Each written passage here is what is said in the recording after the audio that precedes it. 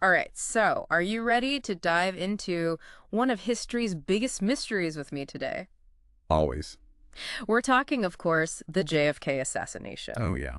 Now, you might think you know everything there is to know about this, Hmm. but we're going beyond the usual headlines today. We're going to explore some lesser-known details, Okay. and we're doing a deep dive into a research journal called Dealey Plaza Echo, Volume 14, Issue 1.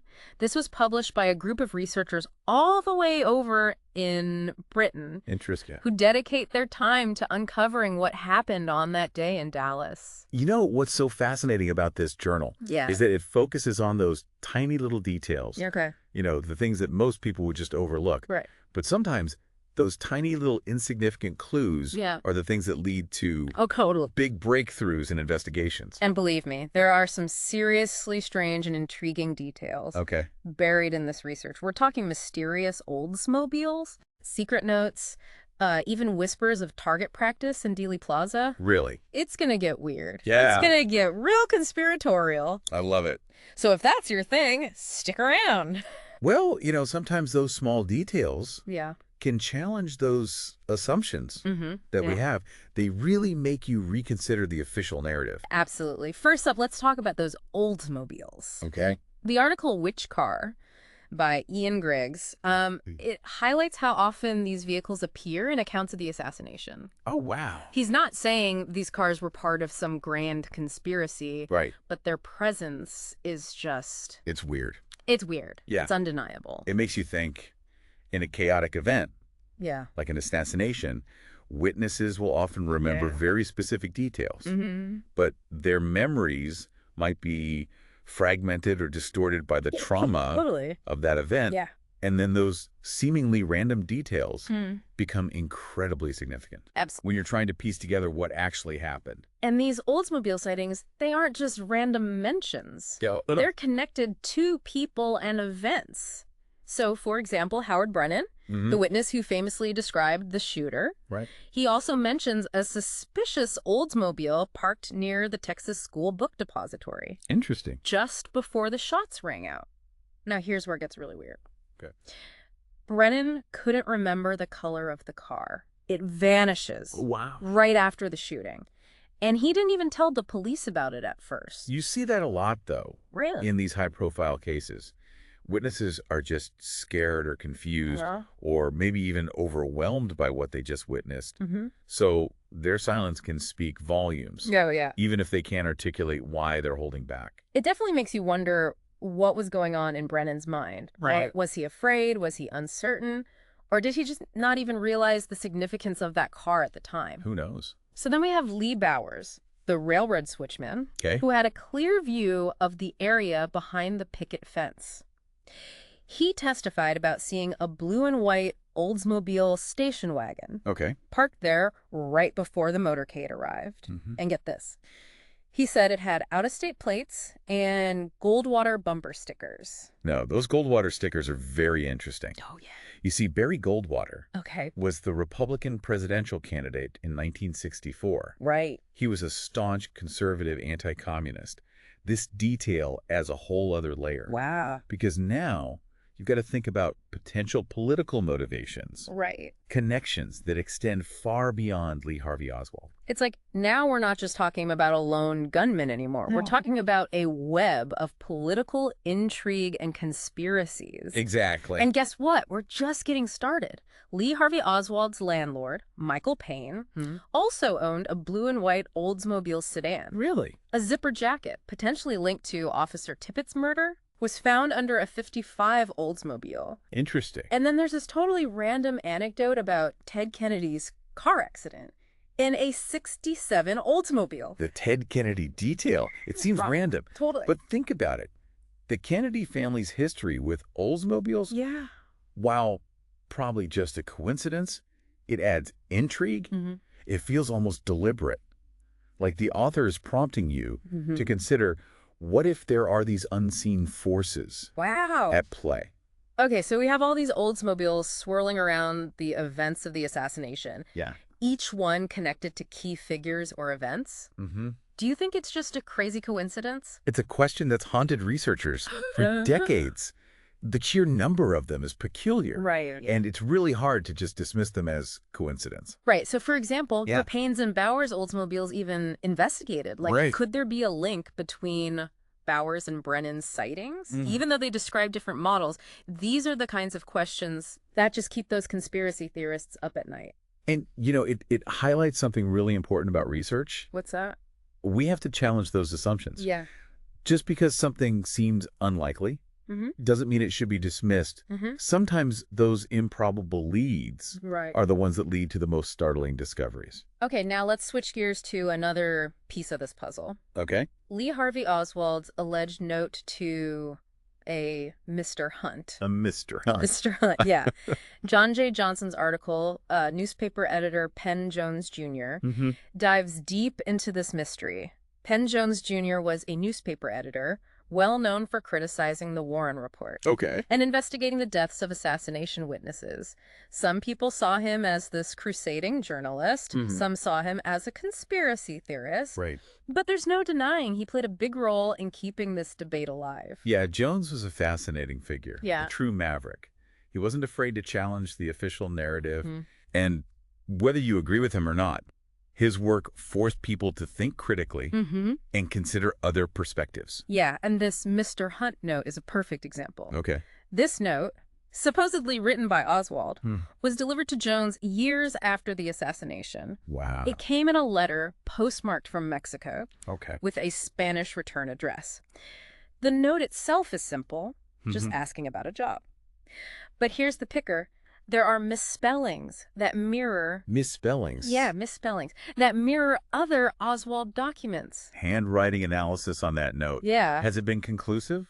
It's inconclusive. Right. Some experts think it's authentic, Right. and others think it's a forgery. It's a challenge Yeah. to authenticate these documents, especially when they appear in these circumstances. Yeah. Was it really written by Oswald, or Okay. was it planted to mislead investigators? Yeah. And then there's the question of Mr. Hunt. This article mentions a whole bunch of possible candidates. H.L. Hunt, the oil tycoon, right-wing supporter, Okay. Nelson Bunker Hunt, and Lamar Hunt, his sons. Mm-hmm.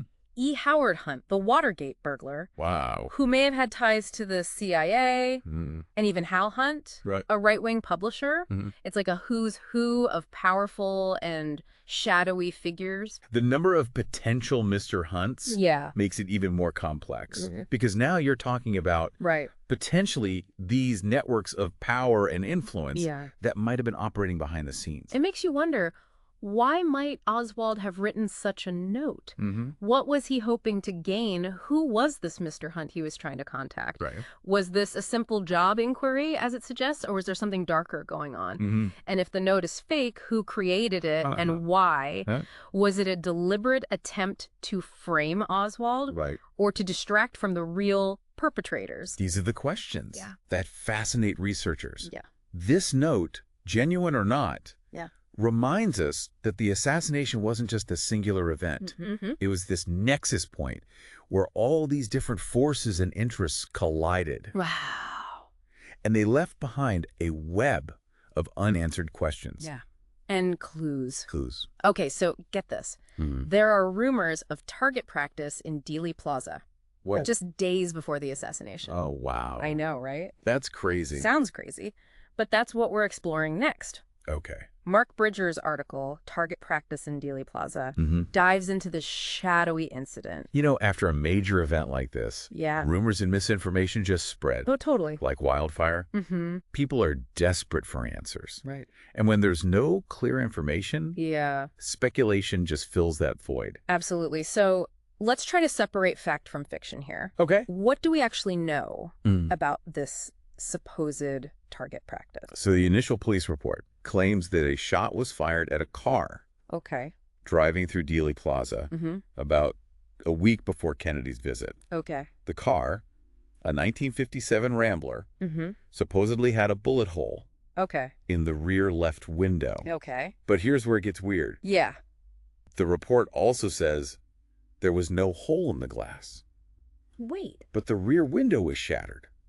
Hold on, a shattered window with no bullet hole. What? That doesn't make any sense. Exactly. Yeah. It raises questions about how accurate the report even is. Mm-hmm. And to make things even more confusing, Yeah. the police couldn't find any trace of a bullet Oh, wow. after examining the car. Okay, so we have a shattered window, Right. a missing bullet, Mm-hmm. and a police report that contradicts itself. Is there Yeah. anything else that we can go on? Well, we do have an FBI report Okay. that cites information from a U.S. Marshal. Mm-hmm. This report actually contradicts the police report Okay. on a couple key points. What are they? So it claims that it happened at night, about a week before the assassination. Mm-hmm. And it also states that it was reported Mm-hmm. to the Dallas Police Department. So we've got conflicting accounts, Yeah. missing evidence, Mhm. a whole lot of unanswered questions. It's like trying to solve a puzzle Yeah, with half the pieces missing. totally. But let's just say, for the sake of argument, Okay. that this target practice incident Mm-hmm. actually happened. Okay. What would that mean? Well, it could mean a lot of things. Yeah. It could have been Oswald Okay. or conspirators Mm-hmm. testing out the kill zone, Right. make sure everything was in place, Mm-hmm. or, Yeah. and this is where it gets really interesting, Okay. it could have been someone trying to sabotage Sabotage? the assassination attempt by Mm. tipping off the authorities Okay. or even framing Oswald. Whoa, a deliberate attempt to frame Oswald. That Yeah. is next level. It is. So was that shattered window Yeah. really from a bullet? Mm. Or could it have been something else? Right. And why would the DPD Mm-hmm. and the FBI Mm-hmm. downplay this incident if it was real? Mm-hmm. Was this a genuine attempt to practice for the assassination? Right. Or a carefully orchestrated hoax? You know, these are all questions Mhm. that continue to fuel debate and speculation. Mm-hmm. We just don't have enough evidence. No. And the conflicting reports Hmm. really make it impossible to say for sure what happened. It's like peeling back the layers of an onion, Mm-hmm. only to find more layers underneath. Right. There's one more detail in Mhm. this article that I found really interesting. Okay. The connection to Jack Ruby, Jack Ruby. yeah, Okay. and the Western Union office, Mm-hmm. where the supposed driver of the car, Right. a woman named Mrs. Leith, Okay. worked. That connection is intriguing. Yeah. The Western Union office Mhm. was right next door Okay. to Dallas Police Headquarters, Mm-hmm. where Ruby shot Oswald. Right. And get this, Yeah. Ruby left that Western Union office. Okay. Just minutes before killing Oswald. Wait, are you serious? I am. That's way too much of a coincidence to ignore. It is a very curious detail, Mm-hmm. to say the least. Yeah. And that's not the only connection Mhm. between Oswald Right. and that Western Union office. Right. Jim Garrison, Hmm. the New Orleans district attorney who investigated the assassination, Right. claimed that Oswald had sent telegrams and collected money orders Wow. from that same office Okay. before the assassination. So you've got Oswald potentially Yeah. using that office, Yeah. Ruby leaving that office Mm-hmm. moments before killing Oswald, Yeah. and Mrs. Leith Mm-hmm. at the center of this target practice incident, Yeah. working at that office. It's like they're all connected somehow. It does raise the possibility Mm. that the Western Union office Yeah. played a bigger role Mm-hmm. in the events surrounding the assassination Yeah. than we thought.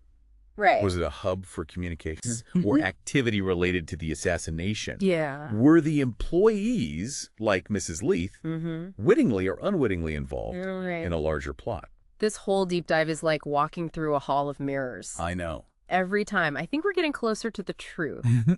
Another twist just throws us off course. Right. Mysterious Oldsmobiles. Yeah. The Mr. Hunt note. Mm-hmm. A precisely located police barricade Mm-hmm. that challenges everything we thought we knew. Right. And now this rumor of target practice Yeah. with connections to Jack Ruby. It's enough to make your head spin. It really is. But that's the thing about the JFK assassination. Mm-hmm.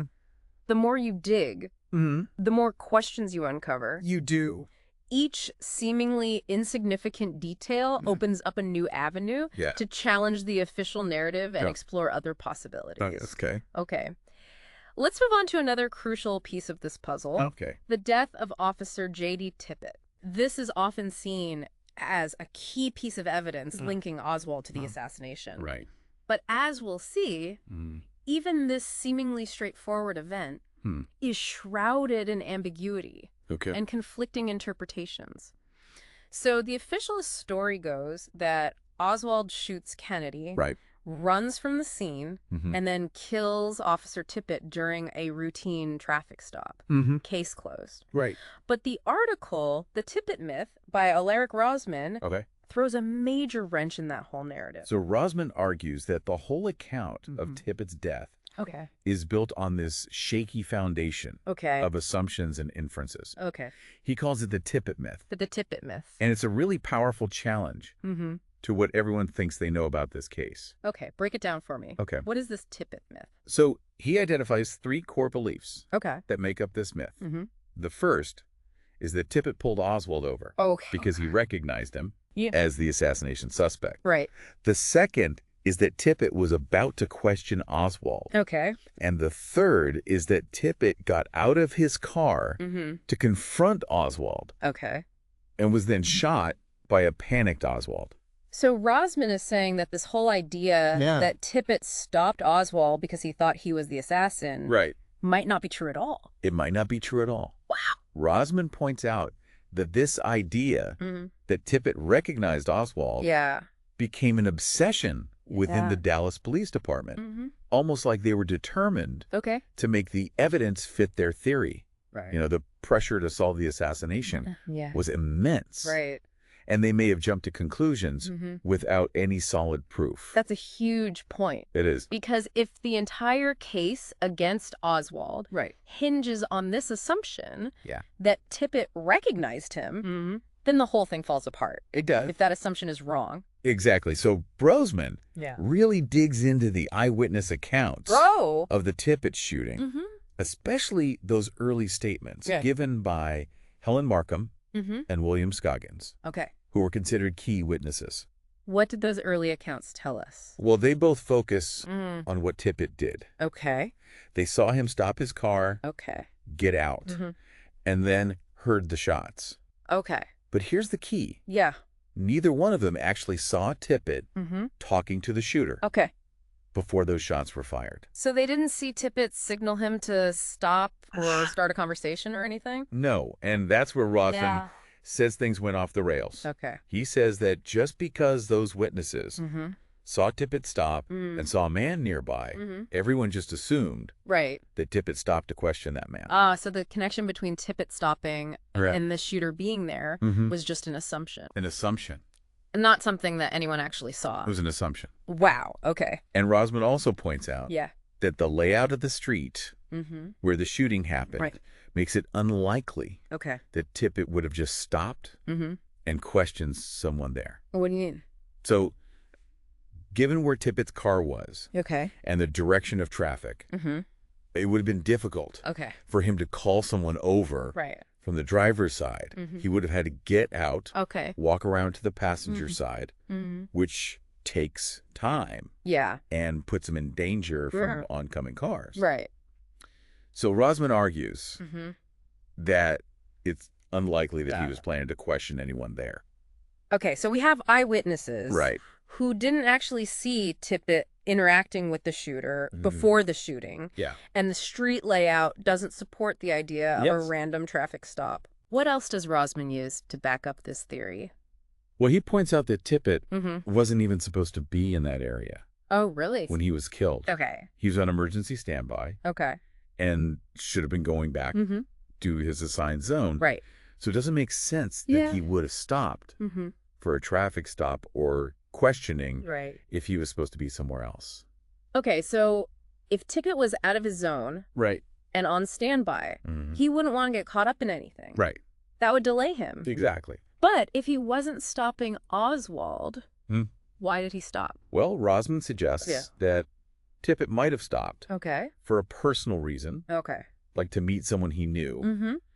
He points out that Tippit's actions that day seemed pretty routine, like he was following a pattern.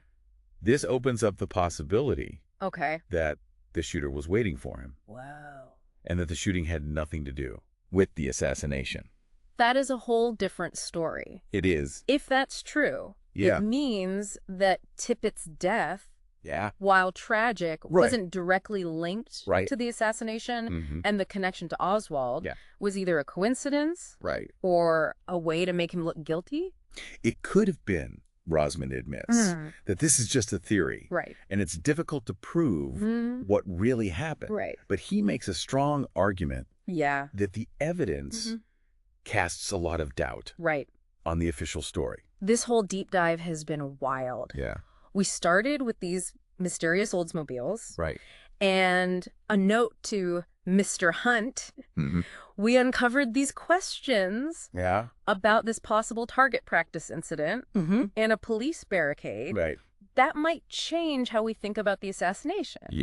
And now we're questioning the case against Oswald. You know, it just goes to show history is rarely as clear-cut as it seems. The JFK assassination, like so many other moments in history, is really a tangled web of facts, interpretations, and unanswered questions. And it's up to us to keep asking those questions, to challenge that accepted narrative and search for the truth. Maybe by digging into those little details, questioning that official story, we can get a little bit closer to understanding what happened. That's it for our deep dive into the JFK assassination. We hope you enjoyed it. We hope this gave you a new perspective on this complex and controversial event. Yes. Until next time, keep exploring, keep questioning, and never stop searching for the truth